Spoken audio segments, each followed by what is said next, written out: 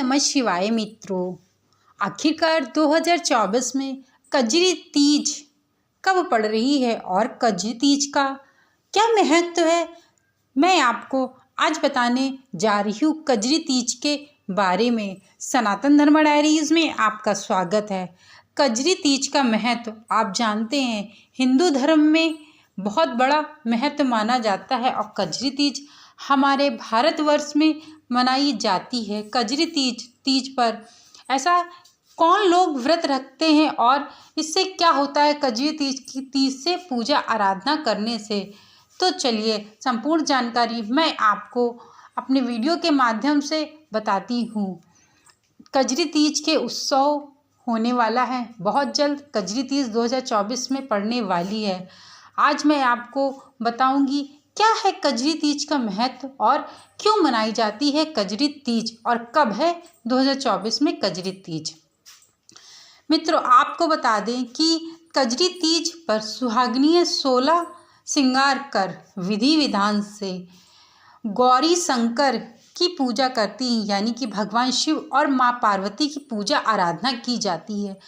कजरी तीज और करवा चौथ में सामान्यता यह है कि कजरी तीज के दिन भी सुहागिनी पति लंबी उम्र के लिए कामना के साथ निर्जला व्रत रखती हैं। और करवा चौथ में भी आपको बता दें कि सेम होता है कि शाम को चंद्रमा देख के अर्घ देने के बाद ही व्रत खोला जाता है और कजरी तीज का भी यही महत्व है।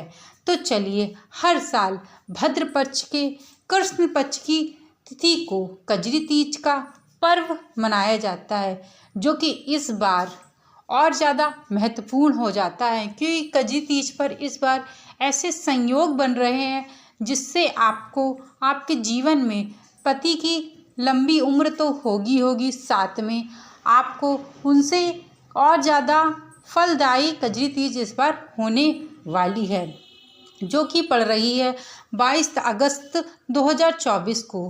कजरी तीज का पर्व करवा चौथ से कोई कम नहीं माना जाता। यह उत्तर भारत में विशेष तौर पर मनाया जाने वाला कजरी पर सुहागिनी 16 सोमवार का विधि विधान से गौरी शंकर की पूजा आराधना करती हैं। कजरी तीज और करवा चौथ में सामान्यता यह है कि कजरी तीज के दिन भी सुहागिनी पति लंबी उम्र की कामना के लिए निर्जला व्रत रखती हैं और शाम को चंद्रमा को अर्घ देकर ही व्रत खोलती हैं।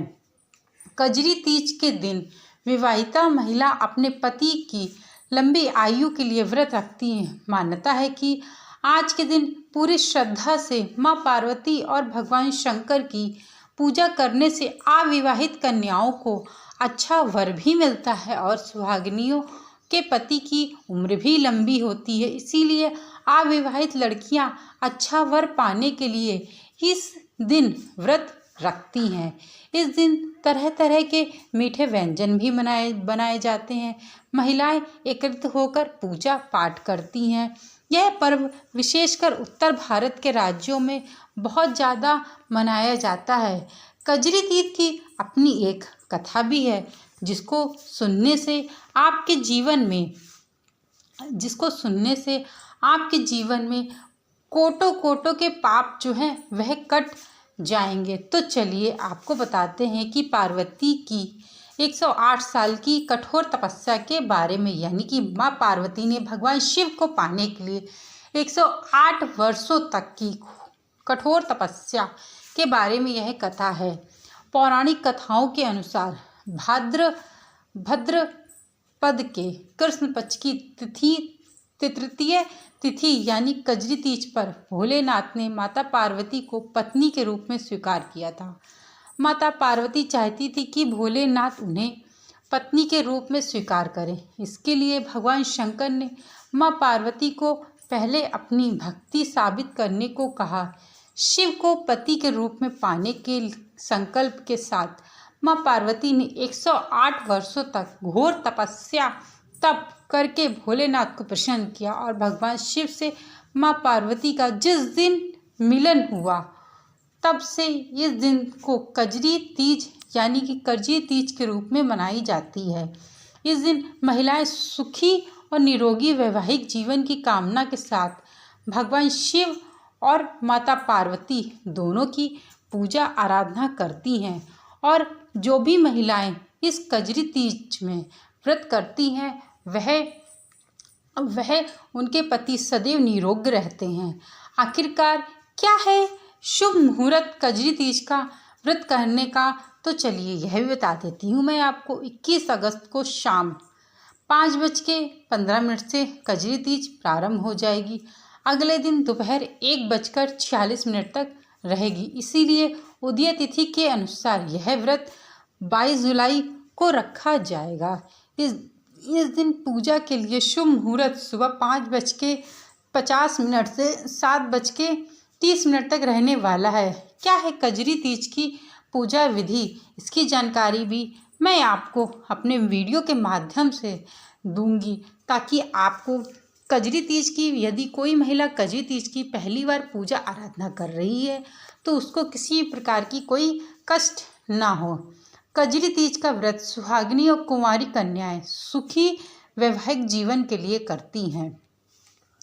इसके लिए सुबह ब्रह्म मुहूर्त में नहाने के बाद स्वच्छ कपड़े पहनने चाहिए। इसके बाद मंत्र उच्चारण के साथ सूर्य देवता को अर्घ अर्पित करें और फिर मंदिर की साफ सफाई करें।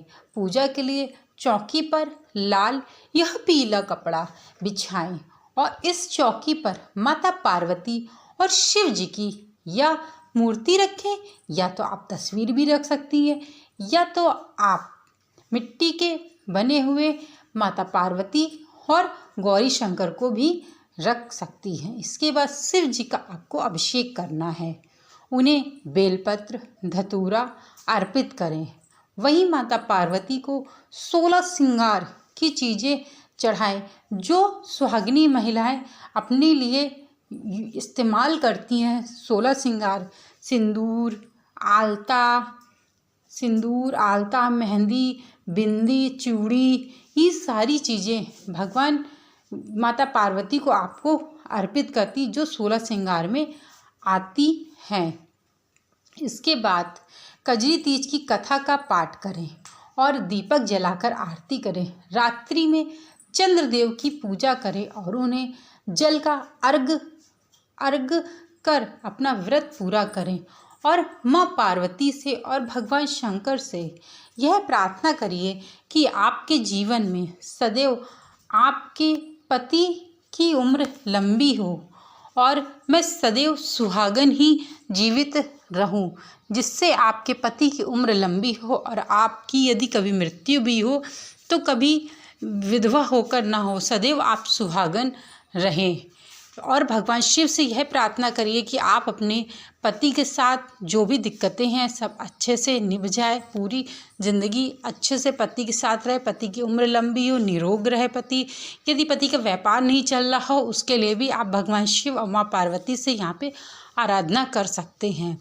भगवान करे इस बार कजरी तीज के बाद से आप लोगों के जीवन में सदैव के लिए माँ पार्वती और भगवान शिव का आशीर्वाद आप लोगों को प्राप्त हो और आपके जीवन में जो भी दुख तकलीफ़ें हों, भगवान शिव की कृपा से आपके जीवन से सभी दुख तकलीफ़ें दूर हो जाए और माता पार्वती और भगवान शिव का आशीर्वाद सदैव के लिए आपको प्राप्त हो और आप अपने जीवन में सुखी पूर्वक जीवन व्यतीत करें। अब मैं अपने वीडियो को यहीं विराम देती हूँ। इसके लिए आप मेरे चैनल को लाइक शेयर सब्सक्राइब करना मत भूलिए, क्योंकि मैं ऐसे ही वीडियो आप लोगों के लिए लेकर के आती हूँ जो अपने आप में बहुत ज़्यादा महत्वपूर्ण हो जाते। अब मैं अपने वीडियो को यहीं विराम देती हूँ। Thank you so much video को वॉच करने के लिए।